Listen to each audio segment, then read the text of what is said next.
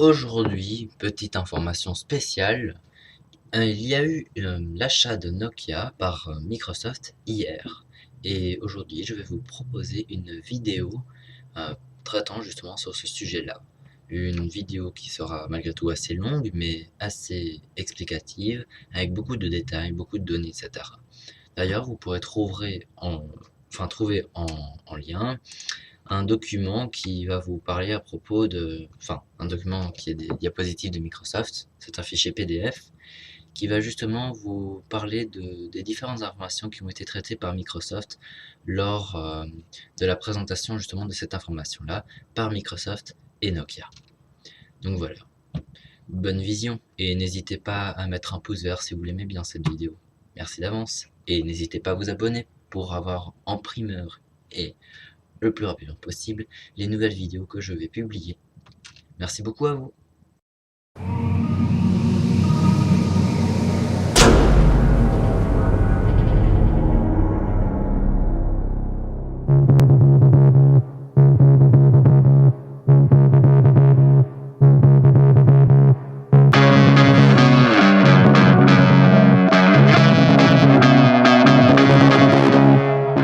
Grâce à l'accord qu'il y a entre Nokia et Microsoft maintenant, Microsoft va devenir un mastodonte des appareils de type smartphone.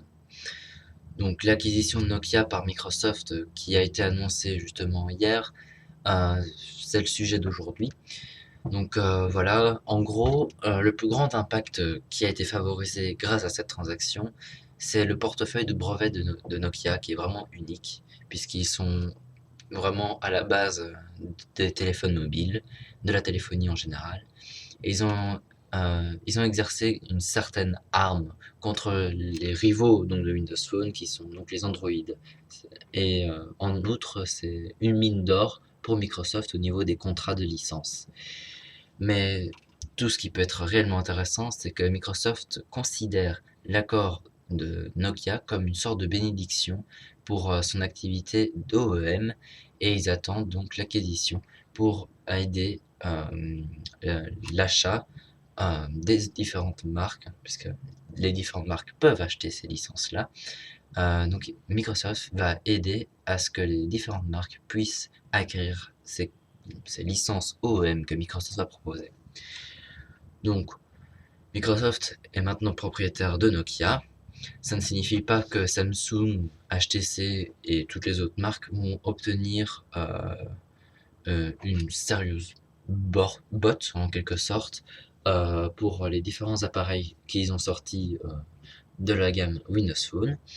Mais il va bien évidemment rester quelques petites choses que les Nokia et Microsoft vont devoir répondre, ainsi que Samsung, HTC et autres. Donc, les faits et les chiffres qui ont été assez révélateurs vont être rémunérés maintenant et sont également à méditer. L'accord de Microsoft-Nokia vient bien avant la date de réengagement de 2014, qui est donc la fameuse date de réengagement par rapport aux investissements que Microsoft a fait dans Nokia afin qu'il ne fasse pas faillite. Comme ils ont fait pour Apple il y a quelques années. Apple était à 3 mois de la faillite et Microsoft a investi de l'argent dans Apple. Ils ont acheté 20% des parts, ils sont devenus actionnaires pratiquement majoritaires avec Apple, qui est donc la marque de base. Et au fil des années, ils ont décidé de revendre leurs parts pour rester finalement qu'à 5%. C'est plus ou moins la même chose. Sauf que là, Microsoft a racheté Nokia, alors que Apple n'a pas été racheté. Ça a juste été des parts. Mais c'est le même système. Or, l'acquisition de Nokia va permettre à Microsoft d'obtenir plusieurs licences de catégorie OEM qu'ils vont sûrement utiliser. Donc les partenariats actuels vont continuer à exister. Il y aura peut-être de nouveaux partenariats d'ici là. Microsoft va utiliser l'argent offshore et ça va avoir aucun impact sur la capacité de réduction de capital aux actionnaires, que ce soit pour Microsoft ou pour Nokia. L'option pour convertir les licences de 10 années en licences perpétuelles va peut-être se réaliser. Microsoft fait donc l'acquisition de plus de 8500 brevets de conception, des propriétés des marques Lumia et Asha. Microsoft a fait l'acquisition donc de plus de 60 brevets avec des tiers qui sont par exemple Qualcomm, une célèbre marque de processeurs pour téléphone mobile. Microsoft a acheté des licences de plus de 30 000 demandes de marque Nokia sur la fonctionnalité des téléphones, euh, ainsi que des brevets de l'utilitaire. Alors les licences d'utilisation de 10 ans de la marque Nokia sur la fonctionnalité des téléphones ont été également rachetées. Euh, Microsoft aura un régime de brevet beaucoup plus rentable pour les appareils de type intelligent que différentes marques traitent, comme par exemple Samsung, Qualcomm, IBM, Motorola Mobility, Solutions de Motorola, LG, Nortel et Kodak. Les appareils de téléphone recherche et développement sont bien centrés en Finlande et ça va rester. Et l'équipe de vente Nokia Intact va également rester. L'approbation d'acquisition dans l'Union européenne des États-Unis, de la Chine, de l'Inde, du Brésil, de la Russie, du Canada ainsi que d'autres sociétés vont également faire l'apparition. Mais malgré cela, Microsoft a fait un achat de à peu près 7,1 milliards de dollars. Avec un processus de rationalisation de la production, l'accès à un riche portefeuille de Nokia au niveau des brevets va être combiné donc avec le marché de Microsoft qui pourrait, euh, avec cette nouvelle formation, pour Microsoft, ça va leur permettre de devenir les rivaux principaux, oui, de Apple ainsi que de Samsung. Et c'est exactement l'objectif de Microsoft en ce moment même. Bien sûr, le contre-argument qui pourrait être utilisé, c'est que Microsoft fait déjà beaucoup par rapport à l'accord préalable qu'il y a eu avec Nokia, mais cet achat va permettre donc de garantir à ce que Nokia ne sera pas glissé hors des mains de Microsoft. Donc, en gros, Nokia est devenu beaucoup trop précieux pour Microsoft pour qu'il laisse Nokia partir. Effectivement, les Windows Phone les plus vendus dans le monde et dans le marché de la téléphonie sont naturellement des Nokia Lumia. Voilà. Maintenant, il faut traiter un autre point. Quelle va être la stratégie la plus rationnelle dans cette acquisition de Nokia? Eh bien, je vais vous présenter la réponse de Microsoft, avec également en source des fichiers PDF de Microsoft. Il s'agit d'un grand nombre de diapositives qui ont été réunies par Microsoft en direct même. Alors, Microsoft vient donc d'acheter la division matérielle de Nokia, précisons-le bien. Le monde de la technologie est encore sous le choc face à cette annonce. Nous avons donc entendu de la part de Microsoft les raisons pourquoi ils ont acheté et pourquoi est-ce qu'ils ont choisi d'acheter Nokia. Alors les différents analystes seront sûrement un poids assez conséquent quant aux pensées sur les prochaines heures de Microsoft ainsi que de Nokia, sur les heures suivantes, les jours suivants, les semaines suivantes, jusque quand l'affaire sera totalement finie. Bon, il y aura bien sûr de très beaux éditoriaux que vous pourrez trouver sur internet, notamment ceux de Daniel qui participe dans Windows Phone Central, un site en anglais. Mais en attendant, il vaut mieux donc regarder par-dessus la présentation de Microsoft et de Nokia pour former sa propre opinion. Avant d'aller de l'avant et de télécharger le fichier PDF que je vous propose en lien, nous avons pensé que nous allions retirer quelques morceaux par rapport au choix de la matière qui est proposée. Or, voici les points que nous trouvons assez importants. Donc Microsoft rachète l'activité de la téléphonie de Nokia, Nokia Qualcomm, ainsi que d'autres licences IP, des clés de licences principalement. Les licences des brevets de Nokia vont être utilisés par Microsoft. Ça va être une utilisation dans l'ensemble des produits Microsoft et cela sera utilisé par Nokia dans une variété de produits. Nokia et Windows Phone sont mieux vendu que BlackBerry sur 34 marchés, je dis bien 34 marchés. Microsoft a passé 3,79 milliards d'euros sur les appareils, les services, les affaires de Nokia aux côtés des brevets clés. Microsoft a passé 1,65 milliard d'euros pour une licence de propriété intellectuelle relativement large. Microsoft a également utilisé les espèces au large, donc ce que je veux dire par là, c'est surtout l'argent offshore. Ça va avoir aucune incidence, aucun impact sur la capacité de rembourser le capital aux actionnaires. Stephen Elop marche donc plus bas en tant que PDG de Nokia et il devient ainsi le vice-président exécutif des dispositifs. Et d'ailleurs, par ailleurs, Stephen Elop pourrait être une personne relativement sérieuse quant au choix du futur président, du futur PDG de Microsoft. Les téléphones sont des appareils qui sont au niveau de la recherche et développement, vont donc rester en Finlande. Et il y a bien sûr bien d'autres points qui sont cités dans ce fichier PDF que je vous invite à voir en commentaire ici en bas. Alors mis à part ça, bon comme je l'ai dit il y a juste quelques instants, Stephen Elop est maintenant un candidat interne sérieux pour devenir le PDG de Microsoft. Donc là, pas besoin de vraiment expliquer puisque Nokia a été acheté par Microsoft pour un montant total de 7,1 milliards de dollars et des rumeurs passent en ce moment même comme quoi Stephen Elop aurait été sur la shortlist de remplacement de Steve Ballmer, qui est donc le CEO de Microsoft. Mais bon, cette transaction pourrait modifier éventuellement le paysage.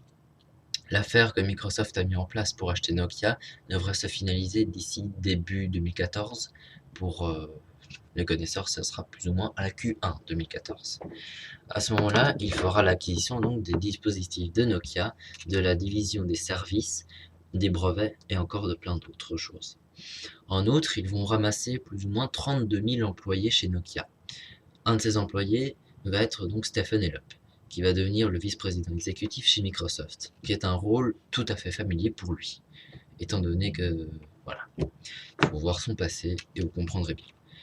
Actuellement chez Microsoft, Julie Larson-Green est le vice-président exécutif de la division des dispositifs et des studios. Alors cette division comprend Windows Phone, Xbox, Surface, encore plein d'autres. Quand Stephen Elop arrive chez Microsoft, il va donc être chargé de la division je viens de vous citer, et Julie Larson-Green va donc être relevée de ses fonctions. Selon le PDG de Microsoft, Steve Ballmer, Stephen Elop va maintenant passer d'un candidat externe à un candidat interne pour le poste de directeur général. Donc le conseil d'administration de Microsoft va continuer à chercher tous les candidats qui pourraient être éventuellement ajoutés dans le courant de la semaine, le courant des mois. Et nous le saurons donc bientôt qui sera le futur PDG de Microsoft dès que cela sera annoncé par le conseil d'administration. Autre information relativement importante, c'est l'accord entre Microsoft et Nokia qui est en cours depuis un certain temps, effectivement, mais en background sans que les gens ne le sachent. Or, l'action entre Microsoft et Nokia n'a pas été simplement réalisée en quelques heures. Selon les dirigeants des deux sociétés, les pourparlers ont été en cours depuis un certain temps. Ça comprend une dizaine de réunions. Il est d'ailleurs apporté par All Things D que le conseil de Nokia ainsi que la commission de Nokia, eux deux, tout seuls, réunissent plus ou moins 50 réunions au sujet de l'achat. Alors, le président de Nokia, Risto Siilasmaa, et le PDG de Microsoft, Steve Ballmer, a parlé de l'affaire potentielle, ils ont tous les deux parlé de l'affaire potentielle lors d'une réunion en février au Mobile World Congress à Barcelone. Les pourparlers ont déjà arboré une relation étroite qui ont été formées dès les environs de 2011 et ça a finalement été déplacé et ça a aussi été calculé pour une sorte non-fusion, une sorte plutôt d'achat, qui serait donc plus judicieux. Maintenant, le PDG de Nokia, Risto Salasma, selon All Things Digital, euh, nous, nous a donc rapporté cette phrase-là. Nous avons travaillé très dur sur les deux sides, les deux côtés, et l'ensemble des parties a trouvé le moyen de faire une transaction. C'est donc la phrase du PDG de Nokia qui est Risto Salasma. Le PDG de Microsoft, Steve Ballmer, explique également comment les deux partenaires ont eu plusieurs plans et ont visé à atteindre à un moyen terme une sorte de partenariat avant le rachat. Alors Ballmer, par après, a continué à expliquer qu'ils ont regardé beaucoup de possibilités ensemble. Et ils ont finalement pris celui-ci, le dernier, celui qui nous a été annoncé récemment, qui était l'achat de toutes les activités de la téléphonie de Nokia. Comme ça deviendrait un partenaire au niveau de l'innovation, de la clientèle, et donc ça leur octroierait également des licences de brevets de Nokia. Ce qui est beaucoup plus logique pour Microsoft, qui va donc se fournir les moyens de se concentrer sur la création de, de, des Windows Phone de première partie, donc les first party Windows Phones, tout en restant un client à Nokia pour les services Nokia Ear et autres. Donc Microsoft va conserver également la capacité d'innover davantage sur le dessus de Nokia au niveau de la cartographie ainsi que du système. La majeure partie de cet achat est donc une certaine pression qui va continuer, va donc permettre de devenir une société de dispositifs ainsi qu'une société de services de Microsoft. Et le PDG Steve Ballmer a poussé la compagnie à ce qu'elle se déplace dans une nouvelle ère, qui est donc l'accord qui dépanne en ce moment, qui est accélérer les actions et bénéfices dans les téléphones, la création de la première expérience Windows Phone au niveau de tous des utilisateurs. Donc c'est ce qu'on appelle les First Rate Windows Phone Experience.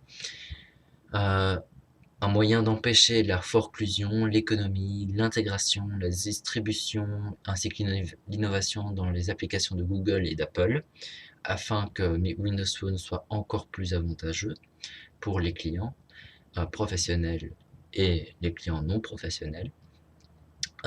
Et le quatrième et dernier point, qui est la préparation pour l'opportunité financière qui va être alimentée par un marché en croissance de smartphones.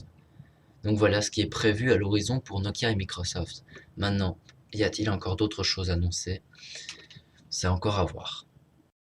J'espère que cette vidéo vous a plu, qu'il y a eu beaucoup d'informations qui vous ont intéressé. Je crois que j'ai fait à peu près le point sur les différentes informations. Et puis voilà. N'hésitez pas à continuer à faire des recherches sur internet pour avoir des informations encore plus détaillées. Et bien voilà. Merci à vous. N'hésitez pas à mettre un pouce vert sur cette vidéo si vous aimez bien, ou à éventuellement vous abonner sur ma chaîne ici au-dessus. J'en serais vraiment terriblement heureux. Et désolé pour les petits bruits comme ceci. J'ai des appels qui passent, etc. Nous sommes... Enfin, il y a une société ici qui travaille, et ça passe par cette ligne ici également. Donc voilà. Merci beaucoup à vous.